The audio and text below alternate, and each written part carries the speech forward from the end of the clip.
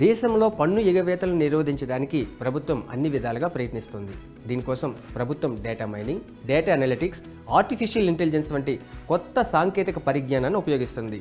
ఆదాయ పన్ను, జీఎస్టీ, బ్యాంకులతో సహా వివిధ విభాగాలు దీనిపై కలిసి పనిచేస్తున్నాయి. ప్రభుత్వం పెద్ద కంపెనీలపైనే కాకుండా ఉద్యోగస్తుల నుంచి చిన్న వ్యాపారుల వరకు అందరిపైన దృష్టి సారిస్తుంది. కొన్ని వ్యాపారాలు అధిక టర్నోవర్లను చూపిస్తాయి, కానీ తక్కువ ఆదాయాన్ని నమోదు చేస్తుంటాయి. అందుకే ప్రభుత్వం అటువంటి వ్యాపారాలను, వాటి కార్యకలాపాలను నిశితంగా పర్యవేక్షిస్తుంది. పన్ను ఎగవేతను అరికట్టే పని దేశంలో వస్తు సేవల పన్ను జీఎస్టీ అమలుతో ప్రారంభమైంది. జీఎస్టీ దేశవ్యాప్తంగా వస్తువులు, సేవలకు ఏకరీతి పన్ను విధానాన్ని ప్రవేశపెట్టడమే కాకుండా అనేక ఇతర రకాల పన్నులపై డేటాను సేకరించేందుకు కేంద్ర ప్రభుత్వానికి అవకాశం కల్పించింది.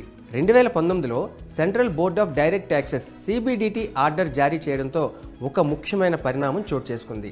దీన్ని అనుసరించి ఆదాయ పన్ను శాఖ, జీఎస్టీ అధికారులు చాలా ముఖ్యమైన సమాచారాన్ని తెలుసుకోవడానికి వీలు కలిగింది.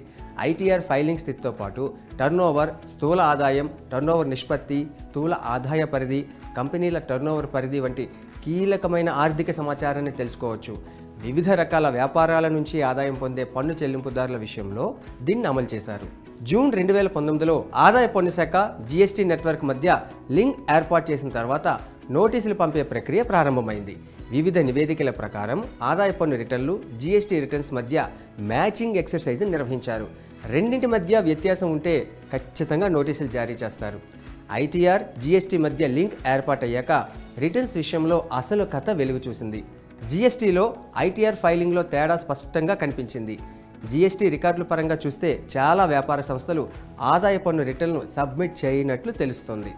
జీఎస్టీని ప్రవేశపెట్టడానికి ముందు IT డిపార్ట్మెంట్కు అటువంటి డేటాను సమన్వయం చేయడం సాధ్యమయ్యేది కాదు. ఎందుకంటే అమ్మకాల రిటర్న్లను రాష్ట్ర స్థాయిలో దాఖలు చేస్తారు. ఆదాయ పన్ను రిటర్న్లు కేంద్ర ప్రభుత్వ అధికార పరిధిలోకి వస్తాయి. ఇప్పుడు రెండు డిపార్ట్మెంట్లు కేంద్ర ప్రభుత్వం పరిధిలోకే వచ్చాయి. అందుకే అధికారులకు డేటాను సమన్వయం చేయడం చాలా సులభమైంది. దేశంలో పన్ను ఎగవేత సమాచారంతో పాటు పన్ను ఎగవేతదారులను పట్టుకోవడానికి ప్రభుత్వం డేటా అనలిటిక్స్ను ఉపయోగిస్తుందని అర్థమవుతోంది. నిర్దేశిత పరిమితిని మించి వార్షిక టర్నోవర్ ఉన్న వ్యాపారాలు లేదా వ్యాపారులకు జీఎస్టీ నమోదు తప్పనిసరి. వస్తువులు అమ్మేవారికి ఈ పరిమితి 40 లక్షల రూపాయలుగా ఉంది. అదే సేవారంగ వ్యాపారాలకు ఈ లిమిట్ 20 లక్షల రూపాయలు. కొన్ని సందర్భాల్లో ఈ పరిమితిని 20 లక్షలు, 10 లక్షల రూపాయలకు కూడా నిర్దేశించారు. టర్నోవర్ ఈ పరిమితులకు మించి ఉంటే జీఎస్టీ నమోదు ఖచ్చితంగా అవసరం అవుతుంది. జీఎస్టీ రిజిస్ట్రేషన్ వల్ల వ్యాపారాలకు జీఎస్టీ నెంబర్ వస్తుంది. ఇందులో మీ పాన్ నెంబర్లోని 10 అంకెలు కూడా ఉంటాయి. ఇది మీ పాన్ నెంబర్ ద్వారా చేసిన లావాదేవీల సమాచారాన్ని పొందడానికి IT డిపార్ట్మెంట్కు అనుమతినిస్తుంది. పన్ను ఎగవేతను అరికట్టేందుకు, పన్ను చెల్లింపుదారుల డేటాను సేకరించేందుకు ప్రభుత్వం విస్తృతమైన వ్యవస్థను ఏర్పాటు చేసింది. మీరు వ్యాపార యజమాని అయితే మీ జీఎస్టీ లేదా ఆదాయ పన్ను రిటర్న్స్లో ఏదైనా తేడా ఉంటే మీరు నోటీసును అందుకోవాల్సి రావచ్చు. ఆదాయాన్ని దాచడం అంటే దానిని పన్ను ఎగవేతగానే పరిగణిస్తారు. దీనికి జరిమానా విధించడం, చట్టపరమైన చర్యలను తీసుకుంటారు.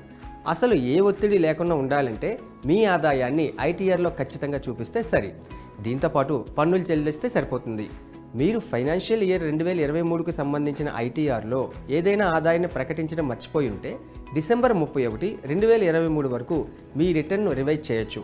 అలాగే మీరు గతంలో దాఖలు చేసిన రిటర్న్స్లో దిద్దుబాట్లు ఉంటే వాటికి సంబంధించిన అప్డేటెడ్ రిటర్న్స్ను 2 ఏళ్లలోపు ఫైల్ చేయొచ్చు.